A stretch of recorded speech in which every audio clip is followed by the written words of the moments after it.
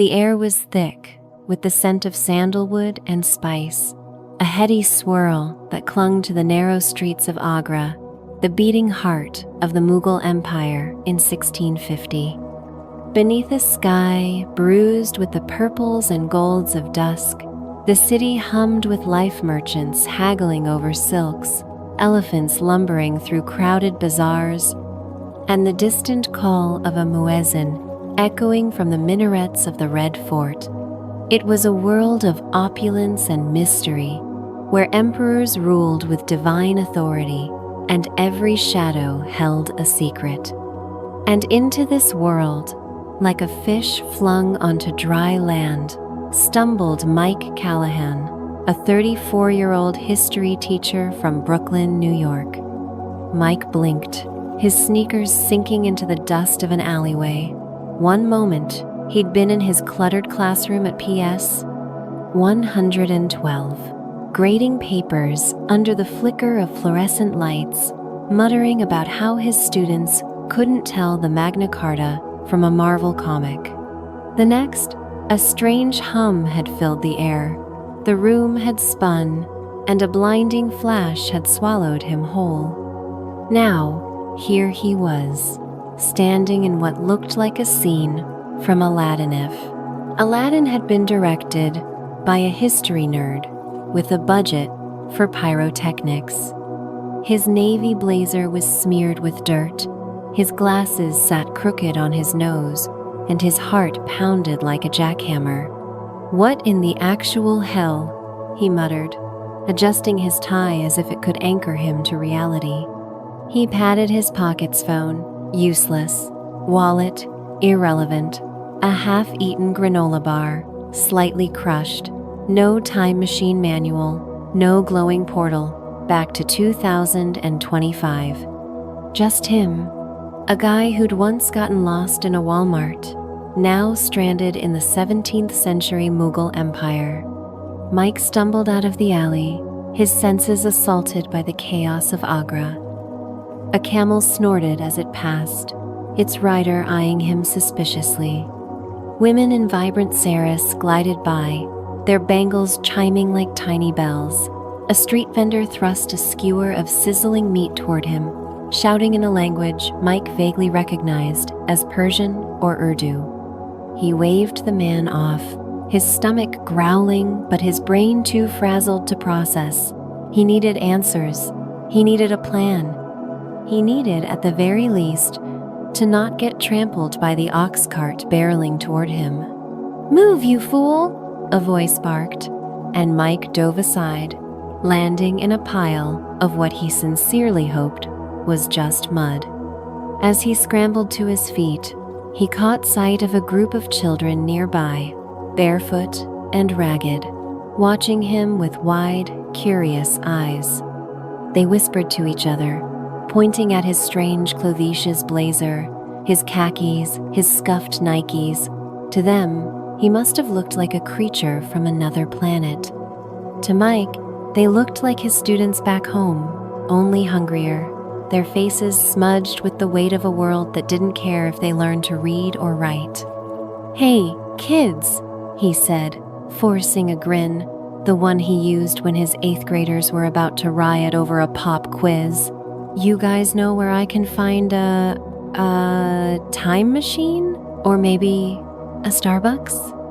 The children giggled, their laughter like a burst of sunlight in the dusty street. One of them, a girl with braids and a mischievous glint in her eye, stepped forward. "You talk strange, Sahib," she said in accented English, likely picked up from traders or missionaries. "Are you a jinn?" Mike chuckled, brushing dirt off his sleeves. "Nah, kid, just a guy from Brooklyn. Name's Mike. What's yours?" "Zara," she said, tilting her head. "You lost?" "Lost doesn't even begin to cover it," he muttered. But as he looked at Zara and her friends, something clicked. These kids weren't in school. They weren't learning math or history or how to dream beyond the next meal. They were the kind of kids Mike had spent his career trying to reach smart, scrappy, but stuck in a system that didn't see their potential. Except here, there was no system, just an empire where knowledge was a luxury. And most kids like Zahra would grow up illiterate, their brilliance buried under the weight of survival. An idea sparked in Mike's mind, reckless and wild, the kind of idea that got him into trouble back home, like the time he'd turned a geometry lesson into a rap battle and accidentally set off the fire alarm.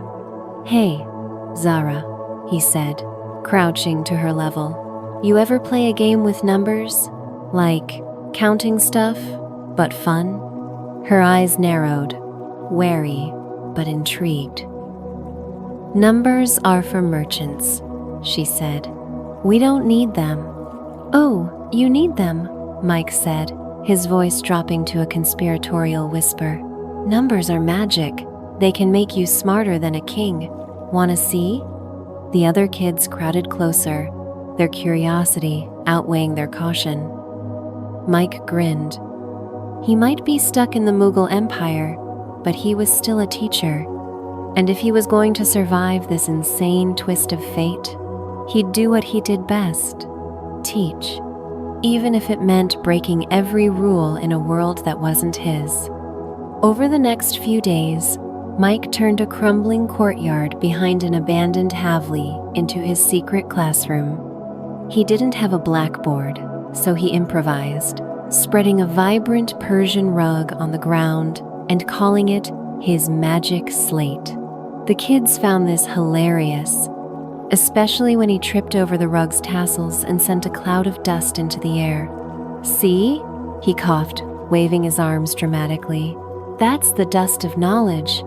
He started with simple ones, like counting pebbles to trade for imaginary spices, or drawing shapes in the dirt to build forts that taught them geometry. Zahra was his star pupil, quick to grasp patterns, and quicker to challenge him with questions that made his head spin. "Why does 3 plus 3 always make 6? She demanded one afternoon, her hands on her hips.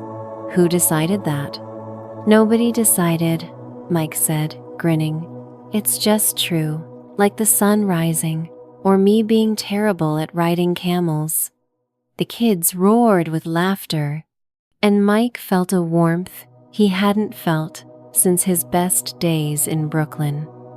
He taught them in secret, meeting at dusk to avoid prying eyes. The Mughal Empire wasn't exactly a beacon of universal education, and Mike had no idea how the local authorities would react to a foreigner teaching street kids to think for themselves. But he couldn't stop. These kids were hungry for more than food. They were starving for ideas, for a chance to see themselves as something bigger than the world allowed. To keep them engaged, Mike leaned into his inner showman. He turned fractions into a drama about dividing a mango among thieves, complete with exaggerated voices and wild gestures. He taught them basic algebra by pretending they were spies, decoding secret messages for the emperor. "Solve for X, or the Sultan's gonna throw us in the dungeon," he'd shout, and the kids would scramble to scribble answers in the dirt, their laughter echoing through the courtyard. But the secrecy couldn't last. One evening, as Mike was demonstrating multiplication by stacking clay pots into a wobbly pyramid, a shadow fell across the courtyard. The kids froze, their giggles dying in their throats. Mike turned, his heart lurching, to see a man in a richly embroidered robe standing at the entrance, flanked by 2 guards with curved swords. His face was stern, his eyes sharp as a hawk's. "Who dares disturb the order of Agra with this nonsense?" the man demanded, his voice dripping with authority. Mike recognized the tone. It was the same one his principal used when he'd caught Mike letting his students build a trebuchet out of cafeteria trays. Mike stood, brushing dust off his blazer, and forced a smile. Hi, I'm Mike, just teaching some kids." No harm done, right? The man's eyes narrowed. You are no scholar. Your clothes are strange. Your tongue stranger. What is this teaching you speak of? Mike swallowed, his mind racing. He could lie, claim he was a traveling merchant or a lost poet, but the kids were watching, their faces pale with fear. He couldn't let them down. I'm showing them how to think, he said, his voice steady, despite the sweat trickling down his back. Numbers, stories, ideas, stuff that makes the world make sense. The man stepped closer, his gaze piercing. Ideas are dangerous, he said softly, and strangers who spread them are more dangerous still. He gestured to the guards. Seize him. The kids gasped, Zara clutching Mike's sleeve. No, she cried. He's our teacher. Mike's heart pounded, but he kept his smile, winking at Zara. Don't worry, kid. I've talked my way out of worse. Though as the guards grabbed his arms, their grips like iron, he wasn't so sure. He'd wanted to make a difference, to bring a spark of light to this strange, beautiful world. But now, as they dragged him toward the towering walls of the Red Fort, he wondered if he'd just ignited a fire that would burn him alive. The journey to the fort was a blur of torchlight and shouting. Mike's sneakers slipped on the polished marble floors as the guards hauled him through halls adorned with intricate mosaics and shimmering chandeliers. Servants whispered behind their hands, their eyes wide at the sight of this disheveled foreigner in his bizarre clothes. Mike tried to crack a joke. Nice place. You guys ever think about Airbnb? But the guards' glares silenced him. They shoved him into a chamber lit by flickering oil lamps, where the stern man from the courtyard waited, now seated on a cushioned dais. I am Qasim Ali, advisor to Emperor Shah Jahan, he said, his voice cold.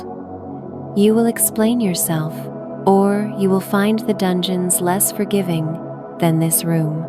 Mike took a deep breath, his mind scrambling for a way out. He wasn't just a teacher anymore, he was a time traveler, a stranger in a world where one wrong word could cost him everything.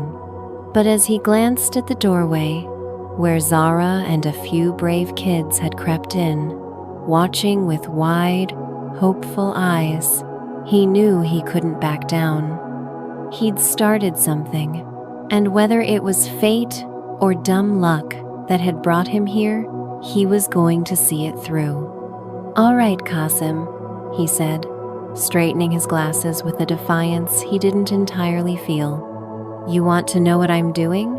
I'm teaching those kids to be smarter than you. And trust me, that's just the beginning. Qasim's lips twitched, not with amusement, but with something darker. Bold words, he said. Let us see if your actions match them. He leaned forward, his voice a low, dangerous purr.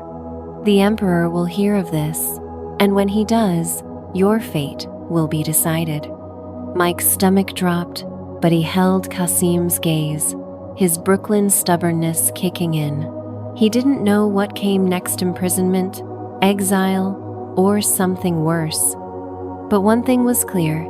He'd just stepped onto a stage far bigger than his secret courtyard, and the spotlight was blinding. The air in Agra's Red Fort was heavy with the scent of rosewater and intrigue, the kind of place where whispers carried more weight than swords. Mike Callahan, the Brooklyn history teacher turned accidental time traveler, stood in a marble chamber that gleamed under the flicker of oil lamps, his scuffed Nikes squeaking faintly on the polished floor. His wrists chafed from the ropes binding them, and his glasses were fogged with nervous sweat, but his mind raced faster than a New York subway at rush hour. Qasim Ali, the Emperor's hawk-eyed advisor, loomed before him, his silk robe shimmering like a warning. Behind Qasim, a tapestry of peacocks and lotus flowers seemed to mock Mike's predicament with its serene beauty. "You claim to teach," Qasim said, his voice smooth as a blade. "Yet you skulk in shadows, filling the minds of street rats with dangerous ideas. Why should I not have you thrown into the Yamuna River this very night?" Mike swallowed, his throat dry as the Nevada desert. He'd faced tough crowds before 8th graders hyped up on energy drinks were no joke, but this was a different league. One wrong move, and he'd be history, literally. Still, he caught a glimpse of Zara and her friends peeking through the chamber's arched doorway, their eyes wide with fear and hope. They believed in him, this weirdo from the future, who'd turned their dusty courtyard into a classroom. He couldn't let them down. "Listen, Qasim," Mike said, forcing a grin that felt more like a grimace. "I'm not here to start a revolution. I'm just teaching kids to count, to think, like how you probably learned to balance the Emperor's gold. Knowledge isn't dangerous, it's power." Qasim's eyes narrowed, but a flicker of curiosity crossed his face. "Power," he murmured, "is a privilege, not a gift to be scattered among the unworthy. Yet you intrigue me, stranger. Your words are bold, your garb absurd. Speak plainly. What do you seek in Agra?" Mike hesitated. The truth that he'd been zapped across centuries by some cosmic glitch wasn't exactly a winning pitch. But he'd always been good at thinking on his feet, like the time he'd improvised a lesson on the American Revolution, using cafeteria ketchup packets as props. "I want to help," he said, his voice steady. "These kids, they're smart, smarter than half the bureaucrats I've met. Let me teach them, and I'll show you what they can do. Heck, I'll even throw in a lesson for you free of charge." A murmur rippled through the chamber's attendants, a mix of shock and amusement. Qasim raised a hand, silencing them. "You jest," he said, "but your fate is no game. The Emperor will decide your worth. Until then, you will remain under my watch. Defy me, and your magic slate will be your pyre." Mike's stomach twisted, but he nodded, keeping his eyes locked on Qasim's. As the guards untied his ropes and led him to a guarded guest chamber, he felt the weight of Zara's gaze following him. He'd bought himself time, but time in the Mughal Empire was as slippery as a Wall Street stock. The next morning, Mike was back in his secret courtyard, under Qasim's watchful eye. The advisor had agreed to let him continue teaching for now, but with conditions. No more subversive ideas, and a guard named Hassan, built like a linebacker from the New York Giants, loomed nearby, his scimitar glinting. Mike didn't care. He had a rug, a stick for drawing in the dirt, and a dozen kids who looked at him like he was Indiana Jones and Santa Claus rolled into one. "All right, gang," Mike said, clapping his hands. "Today, we're gonna build a city. Not a real one yet, but a math city. Every building's gotta follow a pattern. Think you can handle it?" Zahra, her braids swinging, raised her hand. "What's a pattern, Teacher Mike?" Mike grinned, grabbing a handful of pebbles. "It's like a secret code the world follows. Watch this." He arranged the pebbles in rows 3, then 6, then 9. "See? Each row's got 3 more than the last. That's a pattern. Now, you try. Build me a city wall with a pattern that'll make Emperor Shah Jahan jealous." The kids dove in, their laughter filling the courtyard as they stacked sticks and stones into wobbly, whimsical shapes. Mike turned fractions into a game of stealing mangoes from a pretend market, with Zara gleefully outsmarting her friends.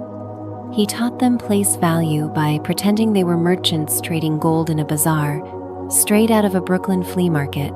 The kids were hooked, their eyes sparkling with the thrill of discovery. But Mike's biggest trick was the magic slate, his beloved Persian rug, now infamous among the kids. He'd sprawl across it, drawing shapes with a stick, and declare it a portal to the land of numbers. The kids ate it up, especially when he tripped over the rug's edge and sent a cloud of dust into the air, coughing dramatically. "That's the smell of genius," he'd proclaim, and they'd collapse in giggles. Hassan, the guard, watched with a mix of suspicion and grudging amusement. Once, when Mike turned a geometry lesson into a mock sword fight to teach angles, Hassan muttered, "This fool will either save us or doom us." Mike took it as a compliment. Word of the secret school spread like wildfire through Agra's alleys. More kids showed up, drawn by tales of the strange sahib who made learning feel like a festival. A boy named Amir, who'd once picked pockets to survive, solved a puzzle so fast Mike dubbed him the Einstein of Agra. A shy girl named Layla, who barely spoke, drew a perfect spiral in the dirt. Her fingers trembling with pride, Mike's heart swelled. This was why he'd become a teacher not for the paycheck, which was laughable, or the glory, non-existent, but for moments like these when a kid realized they were more than the world told them. But the bigger the school grew, the more dangerous it became. One sweltering afternoon, as Mike was teaching the kids to measure shadows to tell time a trick he'd learned from a PBS documentaria, commotion erupted at the courtyard's edge. A group of local merchants, their turbans pristine and their faces sour, stormed in, trailed by a wiry man in a black robe who reeked of authority. Mike recognized him instantly. Malik, a minor official who'd been sniffing around the bazaar, asking questions about the foreign teacher. "This is an outrage," Malik spat, pointing a bony finger at Mike. "You corrupt our children with your sorcery. Numbers, games, ideas, these are tools of rebellion. The Emperor will hear of this." Mike's pulse raced, but he kept his cool, channeling his inner Brooklyn swagger. Whoa, Malik. Let's not get our turbans in a twist. I'm just teaching kids to count. You want rebels? Check the guy selling overpriced kebabs in the market." The kids snickered, but Malik's face darkened. "Insolent dog," he hissed. "You mock the order of Agra. Guards, seize him." Hassan stepped forward, his hand on his scimitar, but his eyes flicked to Mike, with a hint of hesitation. The kids surged around Mike, Zara at the front, her fists clenched. "Leave him alone," she shouted. "He's our teacher." The merchants muttered, unsettled by the children's defiance. Mike's heart pounded, but he saw an opening. "Malik," he said, stepping forward, his voice loud enough to carry. "You think I'm trouble? Fine. Let's make a deal. Give me one chance to prove what these kids can do. A contest math, logic, whatever you want. If they win, you let me keep teaching. If they lose, I'll leave Agra. Deal?" Malik sneered, but the merchants exchanged glances. A crowd had gathered: street vendors, passers-by, even a few curious nobles. Public challenges were the Mughal equivalent of reality television, and Malik couldn't resist the spotlight. "Very well," he said. "Tomorrow at noon, in the Diwan-e-Am, your urchins against my finest scholars, fail, and you'll wish you'd never set foot in this empire." Mike nodded, his stomach churning. "Deal." As Malik and his entourage stormed off, the kids erupted in cheers, but Mike's smile was strained.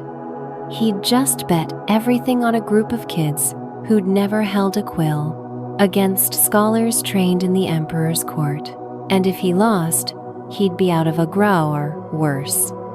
That night, Mike couldn't sleep. His guest chamber, with its silk cushions and carved sandalwood screens, felt like a gilded cage. He paced, his mind a whirlwind of equations and escape plans. He'd pushed his luck too far, and now the kids were caught in the crossfire. What if he'd set them up to fail? What if Kazim or Malik decided a public loss was the perfect excuse to make an example of him? A soft knock broke his thoughts. Zahra slipped inside, her eyes glinting in the lamplight. "Teacher Mike," she whispered, "you look scared." Mike chuckled, running a hand through his hair. "Yeah, kid, scared's about right. Tomorrow's a big deal. You ready?" Zahra nodded, fierce as a lion cub. "We'll win. You taught us how, but—" She hesitated, then pulled a small, worn cloth from her pocket. Inside was a carved wooden token, etched with a spiral. "This is for luck. My mother gave it to me. She said it's from the stars." Mike took the token, its weight grounding him. "Thanks, Zahra. Let's make those stars proud tomorrow." The Diwan-i-Am, the Emperor's Hall of Public Audience, was a spectacle of grandeur marble pillars, gold-stitched canopies, and a crowd buzzing with anticipation. Mike stood at the center, his blazer rumpled but his chin high, flanked by Zahra, Amir, Layla, and 3 other kids.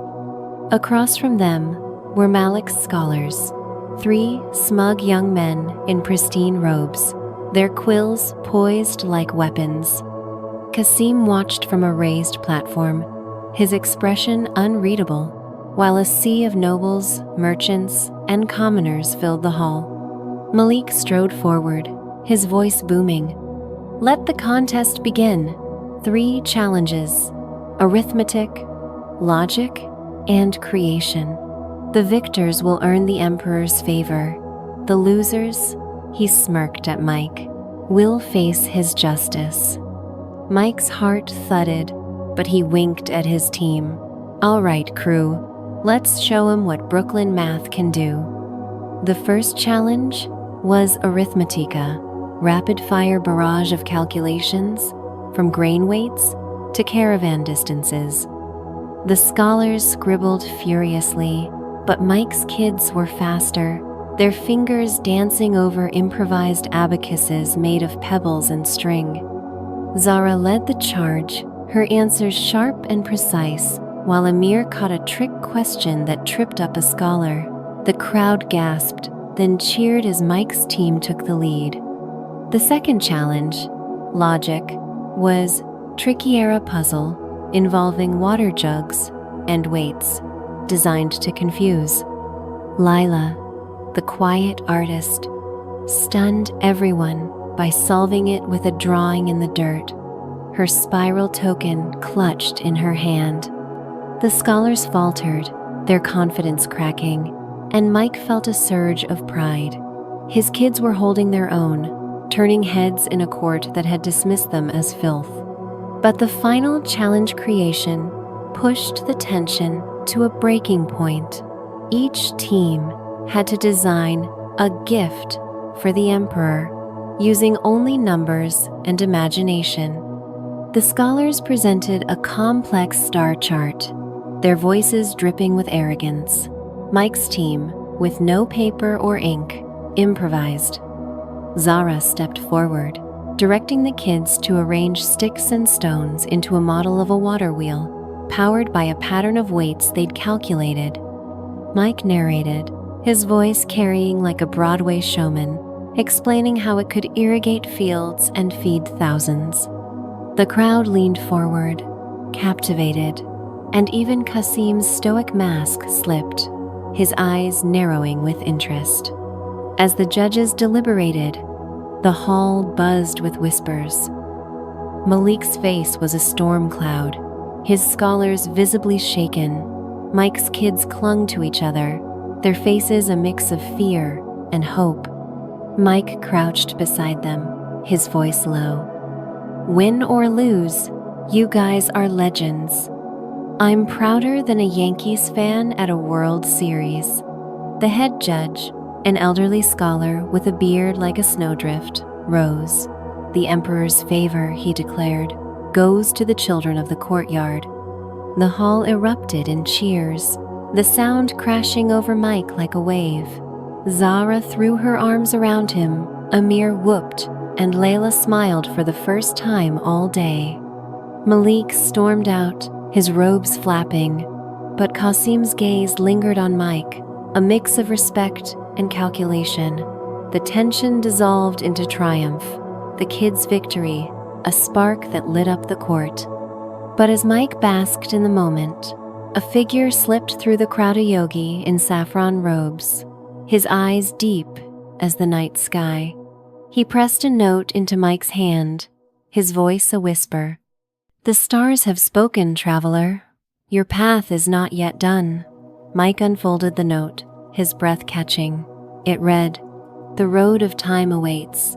Seek the spiral gate." The victory was his. The kids were safe, and Agra was buzzing with their story. But as Mike tucked the note into his pocket, a new tension coiled in his chest. What was the spiral gate? And why did he feel like his adventure was just beginning? The red fort of Agra shimmered under a merciless noon sun, its marble domes blazing like beacons of divine authority. Inside the Diwani Khas, the emperor's private audience hall, the air was thick with the scent of jasmine and the hum of whispered ambition. Mike Callahan, the Brooklyn history teacher, turned Mughal sensation, stood at the center of a mosaic floor that sparkled like a galaxy.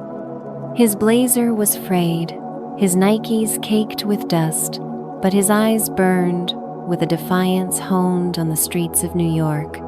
Around him, nobles in silk turbans and courtiers with jewel-encrusted daggers watched with a mix of curiosity and disdain, their murmurs a low rumble like distant thunder. 3 days. That was all Mike had. 3 days to teach Prince Dara, the eldest son of Emperor Shah Jahan, to outshine the empire's finest minds in a grand contest of intellect or face exile to the scorpion-ridden wastes beyond Delhi. The emperor himself had issued the decree, his voice soft but unyielding, delivered from a throne of gold and peacock feathers. "Prove your worth, strange teacher," Shah Jahan had said, his eyes glinting with the weight of a man who'd built the Taj Mahal for love and crushed rebellions for power. "Succeed and you shall rise, fail and Agra will forget your name." Mike's stomach churned as he recalled the moment, just hours ago, when Qasim Ali had escorted him to this hall. The advisor's silk robe had rustled like a warning, his words sharp as a switchblade. "The prince is learned but restless," Qasim had said. "He chafes under tradition. Make him a victor, or your magic slate will be your shroud." Mike had nodded, his throat tight, but his mind was already racing. He wasn't just teaching a kid to pass a test. He was betting his life on a prince who might not even listen to a guy who looked like he'd stumbled out of a Coney Island sideshow. Now, standing before Prince Dara, Mike felt the weight of time itself pressing down. The prince was 19, tall and lean, with a scholar's poise and a warrior's intensity. His eyes, dark as the Yamuna River, studied Mike with a mix of skepticism and intrigue. "You are the one who taught street children to defy scholars," Dara said, his voice smooth but edged with challenge. "What can a man in such peculiar garments offer me?" Mike grinned, adjusting his crooked glasses. "Your Highness, I'm Mike Callahan, straight out of Brooklyn. I don't do boring. Give me 3 days, and I'll make you the sharpest mind in this empire. Deal?" Dara's lips twitched, a spark of amusement breaking through his regal mask. bold words. "Very well, teacher. Let us see if your methods match your bravado." Day 1. The Spark of Rebellion. Mike's first challenge was getting Dara to unlearn the rigidity of his courtly education. The prince was brilliant, fluent in Persian, Arabic, and Sanskrit, with a knack for poetry and astronomy. But his training was all rote memorization, a gilded cage of facts without fire. Mike needed to ignite his curiosity, and he had to do it fast. He set up shop in a secluded garden within the fort, where fountains bubbled and peacocks strutted under tamarind trees. His magic slate, the trusty Persian rug, took center stage, spread across the grass like a portal to another world. Zara, Amir, and Lila, his star pupils, were allowed to join as assistants, their presence a reminder of what was at stake. Qasim's spies lingered at the garden's edges, their eyes like hawks, but Mike ignored them. He had a prince to teach and a deadline that felt like a guillotine. "All right, Dara," Mike said, tossing a mango into the air and catching it. "Forget your scrolls for a sec. Let's play a game. You're a general, and you've got to supply an army with only half the grain you need. How do you make it work?" Dara frowned, clearly unaccustomed to such informal challenges.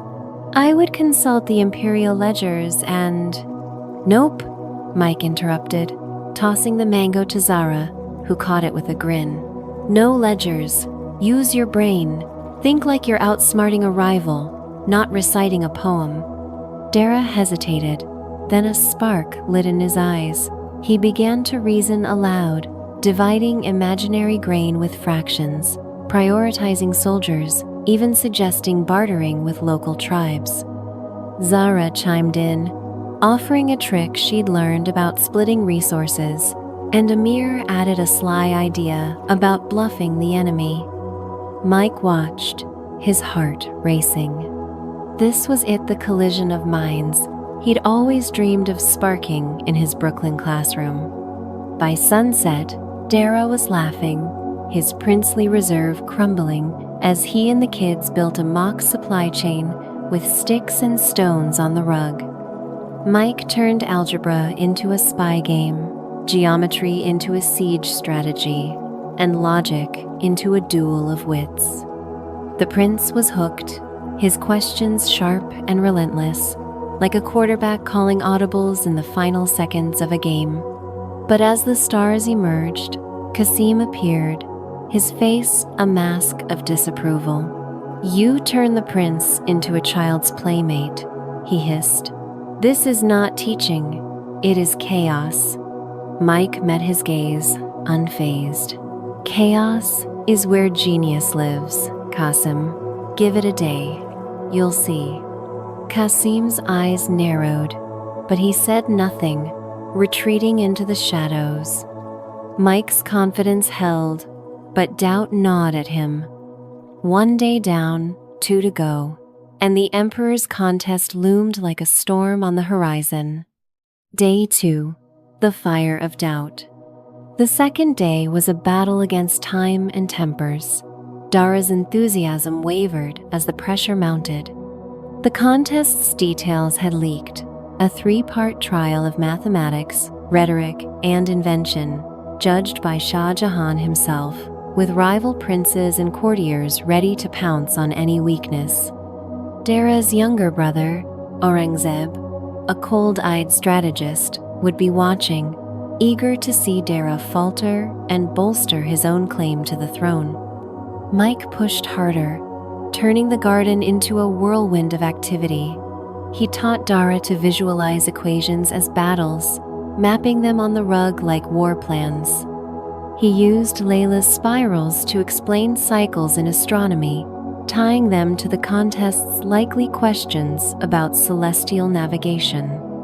Amir's quick wit helped Dara practice rhetorical traps, while Zara's knack for patterns sharpened his mathematical precision. The prince absorbed it all, but his confidence flickered.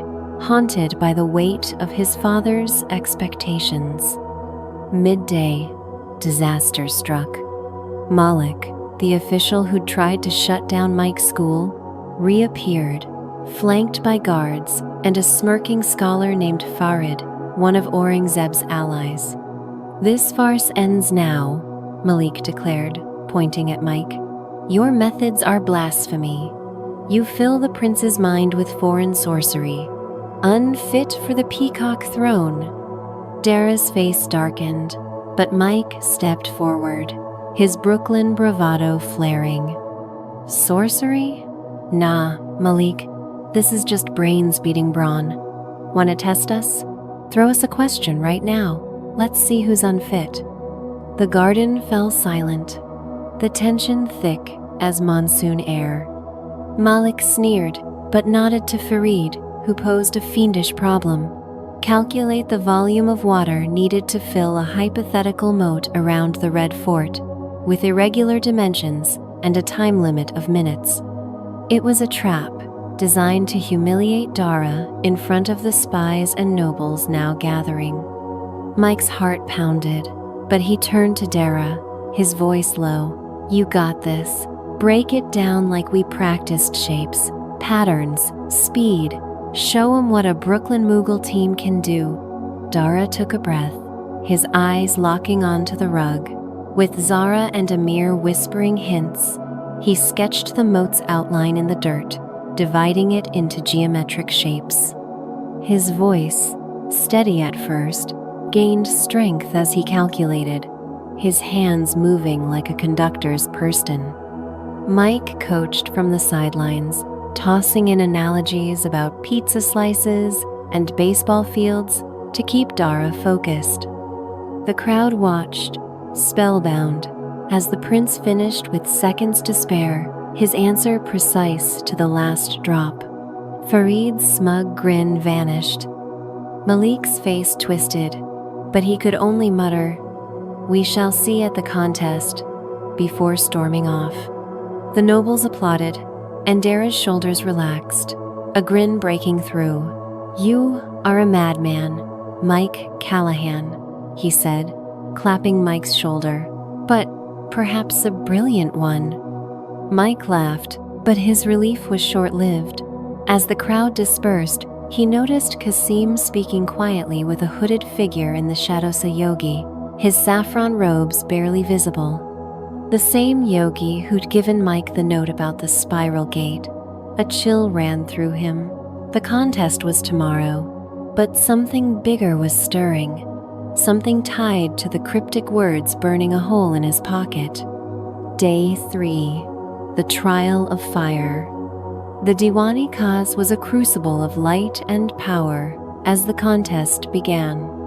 Shah Jahan sat on his throne, his presence a quiet storm, while Aurangzeb and other princes lined the hall, their eyes sharp with ambition.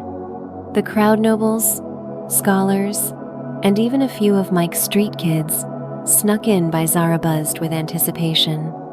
Mike stood beside Dara, his rug rolled up under his arm like a talisman, his heart hammering like a drumline at a Brooklyn parade.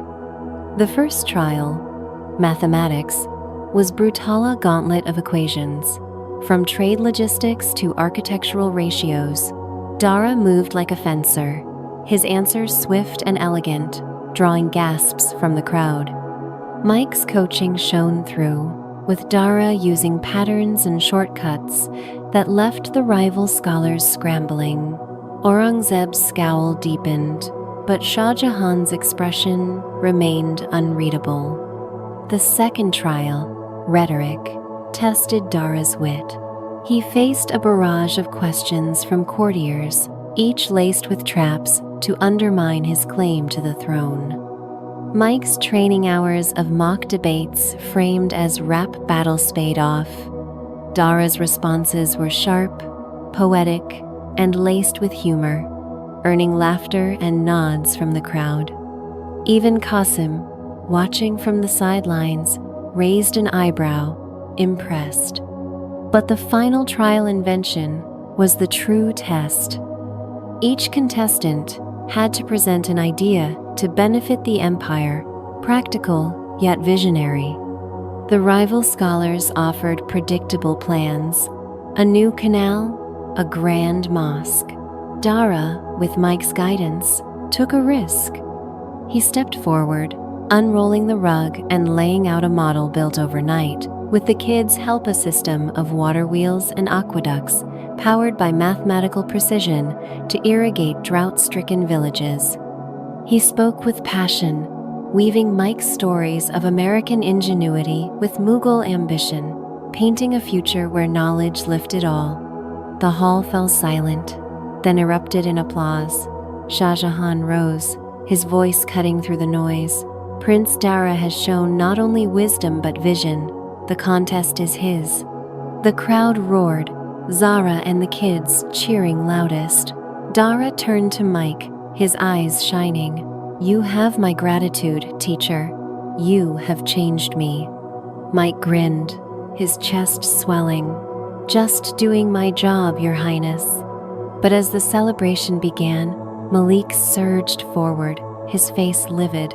"This is a fraud," he shouted, pointing at Mike. "This foreigner is no teacher. He is a sorcerer, sent to corrupt our empire. I demand his banishment."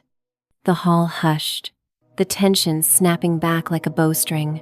Aurangzeb stepped forward, his voice cold. "I concur. His methods are unnatural. Let him be judged." Mike's blood ran cold. He'd won the contest, but the court's politics were a snake pit, and he was the easiest target. Shah Jahan's gaze settled on him, heavy as fate. "Speak, teacher," the emperor said. "Defend your place in my court." Mike took a breath, his mind racing. He could run, but where? He could beg, but that wasn't his style.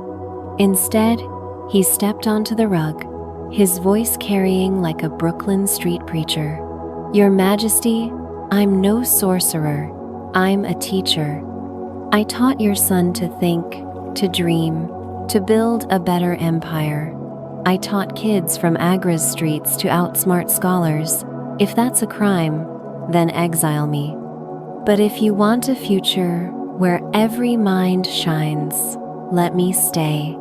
The hall was silent, every eye on Shah Jahan. The emperor's lips curved, a rare smile. "You speak with courage, my Callahan. You shall remain as my advisor to guide the minds of my court." The crowd gasped, then cheered, the tension shattering like glass. Malik's face crumpled, and Aurangzeb's eyes narrowed, but Mike had won. Dara clapped his shoulder. Zara rushed to hug him, and the kids swarmed, their laughter a victory sweeter than any throne. As the court dispersed, Mike slipped away to the garden, the yogi's note clutched in his hand. The saffron-robed figure appeared, his voice a low hum. "You have altered time, traveler. The spiral gate calls. Will you seek it?" Mike looked at the token Zara had given him, its spiral glinting in the moonlight. He'd won his place in Agra, but the note's promise of a road through time stirred something restless in him. Was this his destiny, or just the beginning? The moon hung low over Agra, a silver crescent casting shadows across the red fort's gardens, where fountains whispered secrets and jasmine blooms perfumed the night. Mike Callahan, the Brooklyn history teacher turned Mughal advisor, stood alone beneath a tamarind tree, his frayed blazer slung over his shoulder like a battle-worn flag. His Nikes, once pristine, were now stained with the dust of a world that wasn't his, and his glasses glinted with the reflection of a city that had claimed him as its own. In his hand, he clutched Zara's wooden token, its spiral carving warm against his palm, and the yogi's cryptic note, "The road of time awaits. Seek the spiral gate." Mike's new title advisor to Emperor Shah Jahan still felt like a fever dream. Days ago, he'd been a nobody, teaching street kids on a Persian rug he'd jokingly called his magic slate. Now, he was a court celebrity, his name whispered in the bazaars of Agra as the strange sahib who'd made Prince Dara a champion and turned urchins into scholars. But victory came with a price.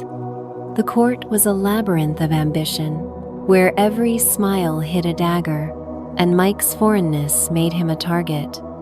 Aurangzeb, Dara's ruthless brother, watched him like a hawk, and Malik, the disgraced official, was spreading rumors of sorcery. Even Qasim Ali, his reluctant ally, had warned him, "You shine too brightly, Mike Callahan. Bright stars burn out fast." Tonight, though, Mike's mind wasn't on politics.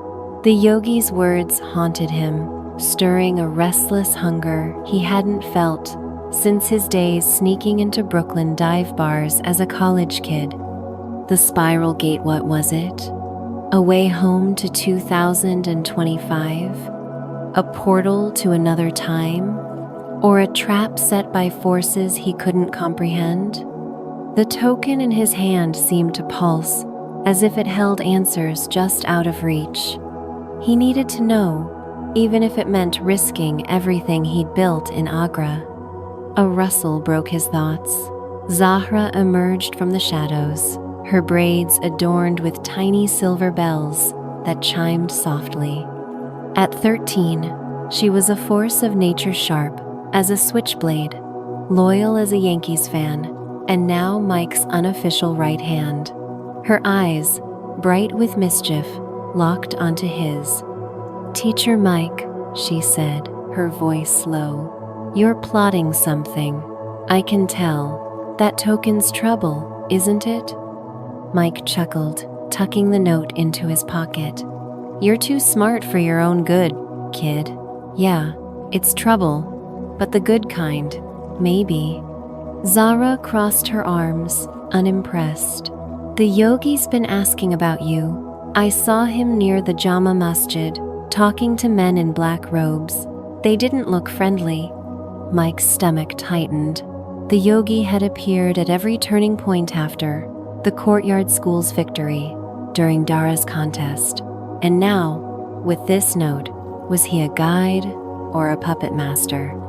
"Thanks for the heads up," Mike said, ruffling Zahra's hair. "Stick with the others tonight. I've got a date with destiny." Zahra grinned, but her eyes were worried. "Don't do anything stupid, Sahib. We need you." As she slipped back into the night, Mike felt a pang of guilt. Zahra, Amir, Lila, and the other kids had become his family, their laughter and defiance anchoring him in this strange world. But the spiral gate called, and he couldn't ignore it, not when it might hold the key to why he'd been yanked across centuries. The hunt begins. Mike's search for the spiral gate started in Agra's underbelly, where the city's pulse beat loudest. Disguised in a borrowed kurta hiss, Blazer stashed in a sack, slipped through moonlit alleys, past opium dens and tea stalls where merchants traded secrets as freely as silk. The yogi's note had no map, no instructions, just that maddening phrase. But Zahra's token, with its spiral, felt like a clue. He'd seen similar symbols in the fort's mosaics, in the intricate carvings of the Taj Mahal, still under construction across the Yamuna River. If the gate was real, it was hidden in plain sight, woven into the empire's heart. His first stop was the home of Ravi, a grizzled astrologer who'd once helped Mike teach the kids about constellations. Ravi's hovel, tucked behind a spice market, was a chaos of star charts and incense smoke. The old man's eyes widened at the sight of the token. "This is no trinket," he rasped, tracing the spiral. "It's a mark of the Kala Chakra, the wheel of time. Old legends speak of a gate, guarded by those who serve the stars. But seek it, and you invite danger. Danger's my middle name, Mike quipped, though his pulse quickened. Any idea where this gate might be? Ravi hesitated, then pointed to a faded map on his wall. The D1, Ikas. Beneath its floor, they say, lies a chamber older than the Mughals, sealed by emperors past. If your gate exists, it's there. Mike's heart leaped. The Diwan Ikas, where Dara had won the contest, was the Empire's nerve center. Sneaking in would be like breaking into the Pentagon during a state dinner. But he had no choice. Thanks, Ravi, he said, slipping him a coin. If I don't make it back, tell Zara she's in charge. The break-in. Getting into the Red Fort at midnight was no small feat. Mike bribed a guard with a story about delivering urgent scrolls and a handful of silver he'd won betting on a camel race. Inside, the fort was a maze of torchlit corridors, its silence broken only by the occasional clink of a sentry's armor. Mike's kurta clung to his sweat-soaked skin, but his Brooklyn grit kept him moving. He clutched the token, its spiral his only guide. The Diwan Ikas loomed ahead, its marble pillars ghostly in the moonlight. Mike slipped inside, his sneakers silent on the mosaic floor. The hall was empty, but the air felt charged, like the moment before a thunderstorm. He scanned the floor, remembering Ravi's words. A chamber below. But where? His eyes caught a faint spiral etched into a tile near the throne's dais, barely visible unless you knew to look. Heart pounding, Mike knelt, pressing the token against the tile. A low rumble echoed, and the floor shifted, revealing a narrow staircase descending into darkness. Jackpot, he whispered, though his gut screamed to run. The staircase led to a subterranean chamber, its walls carved with spirals and constellations that glowed faintly, as if lit by starlight, trapped in stone. At the center stood a circular platform, its surface inlaid with a massive spiral that pulsed with a soft, otherworldly hum. The spiral gate. It was real, and it was breathtaking, like something out of a sci-fi flick crossed with a Mughal masterpiece. But Mike wasn't alone. Footsteps echoed behind him, and he spun to see the yogi, his saffron robes flowing like liquid fire. Behind him were three figures in black, their faces hidden, daggers glinting in their hands. "You found it, traveler," the yogi said, his voice a low chant. "The gate of Kalachakra, but it is not yours to claim." Mike's mouth went dry. "Look, pal, I'm just trying to figure out why I'm here. You want the gate? It's all yours. I just want answers." The yogi's eyes gleamed. "Answers come at a cost. The gate binds time, but only those chosen may pass. You are an anomaly, Mike Callahan. Your presence disrupts the wheel. Surrender the token, and you may live." Mike's hand tightened around the token. He'd faced down Malik, Aurangzeb, even Shah Jahan's wrath. He wasn't about to fold now. "No deal," he said, stepping back toward the platform. "You want it? Come and get it." The black-robed figures lunged, their daggers flashing. Mike dodged, his high school track days barely keeping him ahead. The chamber was a blur of motion sparks flying as blades struck stone, the yogi's chants rising like a storm. Mike's heart raced, his mind scrambling for a plan. He was no fighter, but he was a teacher, and teachers improvised. He dove onto the platform, slamming the token into the spiral's center. A blinding light erupted, the hum becoming a roar. The gate activated, its energy crackling like a Tesla coil. The attackers froze, their eyes wide with fear, but the yogi laughed, his voice cutting through the chaos. "You've opened the gate, fool, but where it leads, even I cannot say." Mike's vision swam as the light engulfed him. He saw flashes Brooklyn's skyline, a desert under alien stars, a city of glass and fire. Was this the road of time? Was he going home? Or somewhere else entirely? The token burned in his hand, Zara's voice echoing in his mind. "We need you." The aftermath. When the light faded, Mike was back in the chamber, sprawled on the cold stone. The gate was silent, its spiral dark. The yogi and his men were gone, as if they'd never been. The token was still in his hand, but it felt heavier, its carving deeper. Mike's chest heaved, his mind reeling. Had he traveled? Was the gate a dud? Or had it changed something he couldn't yet see?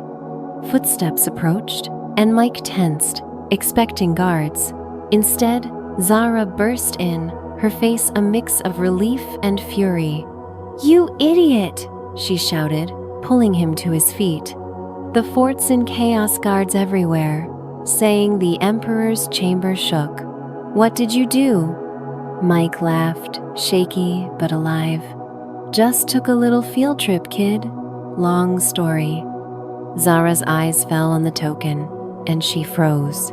"It's different," she whispered. "Teacher Mike, what happened?" Before he could answer, Qasim appeared, his face grim. "You've stirred the stars, Callahan," he said. "The Emperor demands your presence, now." As they climbed the staircase, Mike's mind raced. He'd survived the gate, but at what cost? The court was buzzing with rumors of omens, and Aurangzeb's spies were circling. The spiral gate had opened a door, but to where or when? He was still Shah Jahan's advisor, still the teacher of Agra's brightest minds, but the token in his pocket felt like a ticking bomb, promising adventures he couldn't yet imagine. The open road. Back in the Diwani-Khas, Shah Jahan's gaze was a storm of curiosity and caution. "You bring change, Mike Callahan," he said. "Whether it is blessing or curse, time will tell. For now, you remain my advisor, but tread carefully. The Empire does not forgive recklessness." Mike bowed, his heart pounding. He'd won another day, but the spiral gate's mystery lingered. A siren call to the unknown. As he left the hall, Zara at his side, he glanced at the token. The spiral seemed to shimmer, whispering of worlds beyond Agra, beyond 1,650, beyond anything he'd ever known. What lay through the gate? A way back to Brooklyn? A new era to conquer? Or a danger that could unravel everything he'd built? Mike didn't know, but he was ready to find out.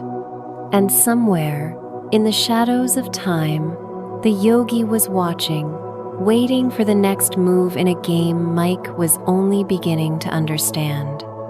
Want to know where Mike's journey leads? Will he master the spiral gate, or will time claim him? Stay tuned to the channel for the next chapter of this thrilling saga coming soon.